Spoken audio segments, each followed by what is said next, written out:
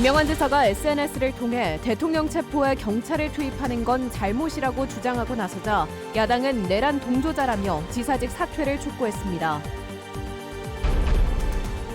내란 사태가 야당 탓이라는 지역 보수단체들이 주최한 대통령 탄핵 반대 집회에 적지 않은 국민의힘 지방의원들이 참석했습니다.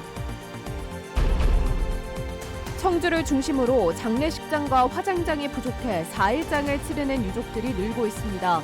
장례업계는 폐렴 사망자가 늘어난 것을 원인으로 보고 있습니다. 지난달 청주시의 출생아 수가 40개월 만에 가장 많았습니다. 도로망과 정주 여건이 개선되며 농촌 지역의 증가세도 두드러졌습니다. 여러분 안녕하십니까? 계속해서 뉴스데스크 충북 소식입니다. 김영환 지사가 탄핵 정국에 관한 정치적인 발언으로 또 논란의 중심에 섰습니다. 대통령 체포에 나서는 건 흑역사가 될 거라며 경찰이 반대해야 한다고 공개적으로 요구한 건데요. 야당에서는 내란 동조자라며 당장 지사직을 사퇴하라고 요구했습니다. 이병선 기자입니다. 김영환 지사가 자신의 SNS에 올린 글은 대한민국 경찰에 호소한다. 불법 논란이 있는 대통령 체포에 경찰을 투입하는 건 명백한 잘못이라는 것이었습니다. 또 부끄럽지 않은 경찰이 되길 바란다며 애국 경찰관이라는 호칭을 쓰며 한남동 차출을 단호히 반대하라고 적었습니다. 더불어민주당 도의원들은 기자회견을 열고 연이은 망언으로 충북도민의 가슴에 대못을 들이대고 있다며 즉각적인 지사직 사퇴를 요구했습니다. 제발 못나고 못된 짓 그만하십시오. 그리고 일말이라도 충북도와 도민을 생각하는 마음이 있다면 도지사직에서 당장 사퇴하십시오. 또 김 지사가 충북지사가 아닌 충청광역연합장 명의로 SNS에 글을 올린 것은 충청권 전체를 대표하는 듯한 불순한 의도가 있는 것이라고 비판했습니다. 이와 관련해 충남도의회 민주당 의원들도 대응 방안을 논의 중인 것으로 전해졌습니다. 반면 국민의힘 충북도당은 논평을 통해 민주당의 도를 넘는 내란몰이에 지역 현안이 멍들고 있다며 즉각 중단하라고 맞받았습니다. 비상계엄, 대통령 탄핵과 관련해 김 지사가 정치적 발언을 한 건 처음이 아닙니다. 지난 연말에는 한 사찰을 찾아 윤석열 대통령을 위한 당부의 말을 하고 우리 윤석열 대통령께서 여러 가지 어려움을 겪고 계십니다.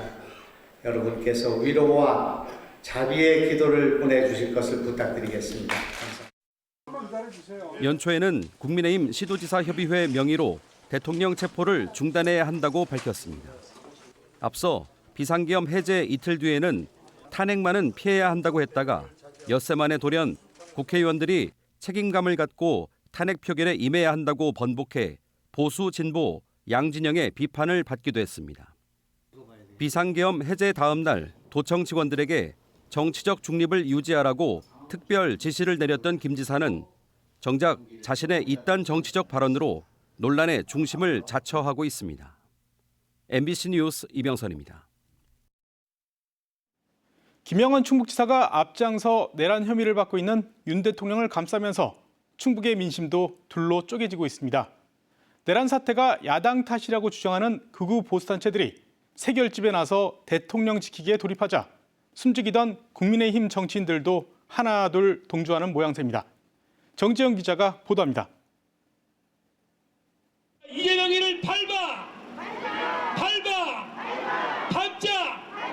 더불당을 밟자! 야당과 이재명 대표에 대한 과격한 혐오 발언이 난무하는 현장. 충북 8개 단체가 결성한 범보수 시민단체 연합의 대통령 탄핵 반대 집회입니다. 참가자들의 손에는 저마다 태극기와 야당 대표를 비난하는 문구가 들려 있습니다. 탄핵 반대! 이들은 대법원 판결도 못 믿겠다며 여전히 부정선거 의혹을 제기했고 북한의 지령을 받은 간첩들이 대통령 탄핵을 선동하고 있다고 주장했습니다. 대통령의 비상계엄 선포는 헌법상 부여된 권리로 국민 피해는 전혀 없었다고도 했습니다. 대통령 체포는 내란이자 반역이라며 사태 책임을 관저에서 지고 있는 대통령 편을 들며 지금의 국정 혼란을 모두 야당 탓으로 돌렸습니다. 온 나라가 이재명당 반국가 세력 그리고 간첩 천지 선거 부정 범죄자들이 판치는 세상이 되었으니 헌법상 부여된 계엄을 선포하게 된 것입니다, 여러분. 언론이 편향된 보도를 한다고도 주장했는데 일부 참가자들은 현장에 있던 MBC 취재진에게 욕설을 하고 카메라를 막는 등 취재를 방해하기도 했습니다.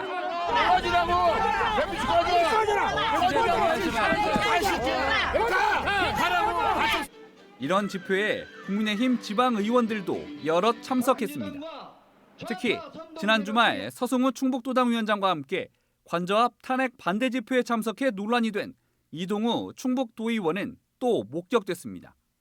이동우 도의원은 중립을 지키지 않고 반대 집회에 갔다는 지적에 대해 탄핵에 반대하거나 대통령을 지키러 간 건 아니라고 해명했습니다.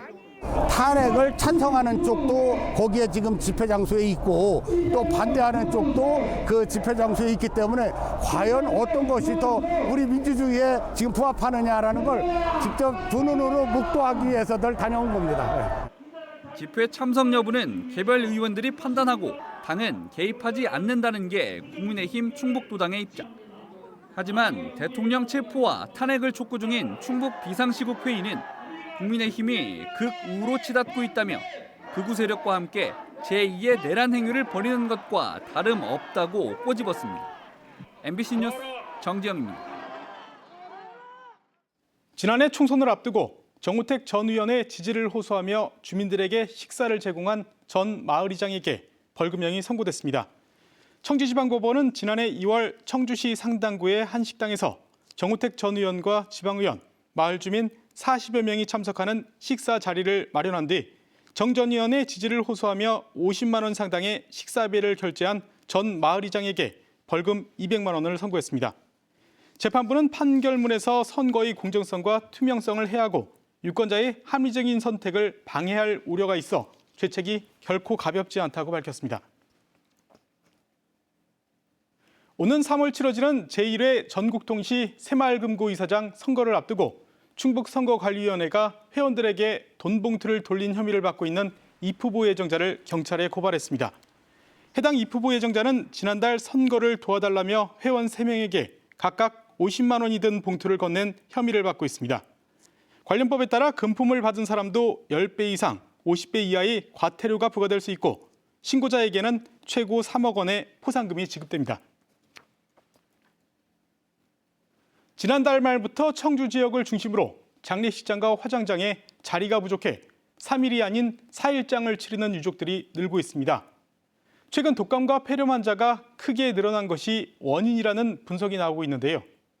청주 지역 화장시설은 코로나19 대유행 당시처럼 시설 가동을 최대로 늘린 상태입니다.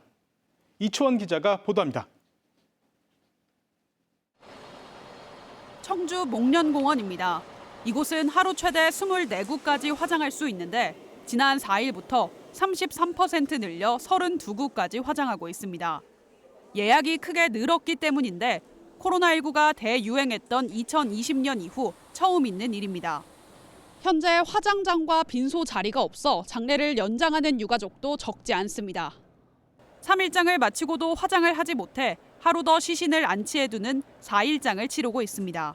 자기하고 아는 사람인데 연락하는 중간에 4일이래요. 4일. 아니 무슨 4일이야 3일이야지. 그랬더니 자리가 없어요. 아니 올해가 유독 그렇답니다. 장례식장도 자리가 없기는 마찬가지입니다. 빈소 9곳이 있는 청주 의료원 장례식장에는 당장 자리가 없어 고인 3명이 현재 안치실에 있습니다. 청주 성모병원과 하나병원 장례식장 등도 빈소를 모두 운영하고 있어 유족들이 대기해야 합니다.